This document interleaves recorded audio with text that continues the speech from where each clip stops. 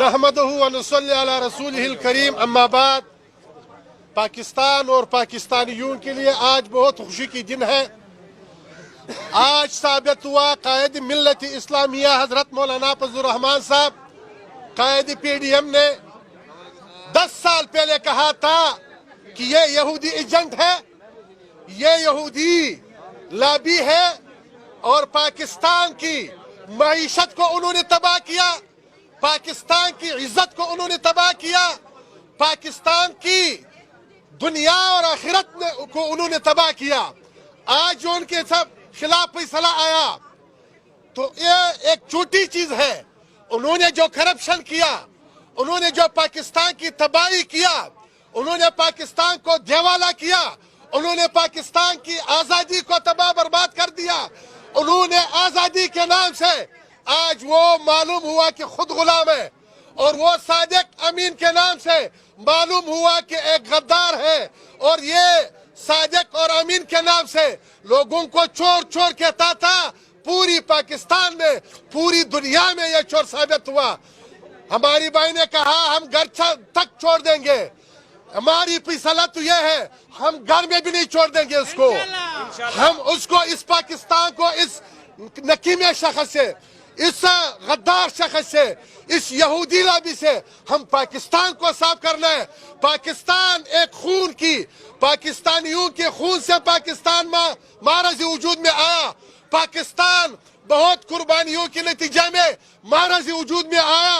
ایک ایجنٹ آیا، 3.5 سال میں پاکستان کی ڈالر کو کہاں تک پہنچایا، پاکستان کی معیشت کو تباہ کر کے مہنگائی کو آسمان پہ لے پہنچایا، اور اسی طرح پاکستان کی غریب عوام جو اب وہ ادھے پہ قدرت نہیں رکھتا، گھی پہ قدرت نہیں رکھتا، اسی طرح روزمرہ خرید فروخت چیزوں کی وہ ضرورت نہیں، اور اسی طرح صحت کے حوالے سے ساری پاکستان اور پاکستانی پریشان حال ہے۔ تو اس وجہ سے یہ پہلے ہم نے غلطی کی، ایسے شخص کو ہم نے مہلت دی، تو الحمدللہ کہ آج یہ بات ثابت ہوا کہ یہ امین نہیں تھا، یہ کرپٹ تھا، یہ صادق نہیں تھا، یہ چور تھا۔ یہ ہمیشہ اپنے تقریروں میں یہ کہتے تھے اہدنا الصراط المستقیم، آگے ایک قدم نہیں جاتے۔ صراط الذین انعمت علیہم من النبیین والصدیقین والشہداء والصالحین۔ نہ یہ نبیوں کی امتی ہے اور نہ صدیقیوں کی، اور نہ اسی طرح یہ امین تھا، تو یہ ایک کرپٹ شخص تھا، یہودی ایجنٹ تھا۔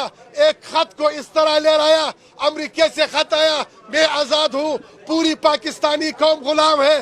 تو اس وجہ سے اب پوری قوم شکریہ کی نماز پڑھے اور اسی طرح شکرانے کے نفل پڑھے کہ ایک عذاب سے، یہودی لابی سے اور مغربی لابی سے، اس کی ایجنٹی سے، اس کے پاکستان کی شناخت کو ختم کرنا چاہتے ہیں، پاکستانی تہذیب کو ختم کرنا چاہتے ہیں، پاکستانی معیشت کو ختم کرنا چاہتے ہیں۔ انہوں نے IMF کو اسی طرح آزاد کر دیا، اسی طرح پاکستان کی معیشت کو۔ ہم اس وقت پوری پاکستان کی اور الیکشن کمیشن کی اس فیصلے کو، میں اس کو خراج تحسین پیش کرتا ہوں پوری PDM کے طرف سے، اور ہماری ساتھی بھی بات کریں گے۔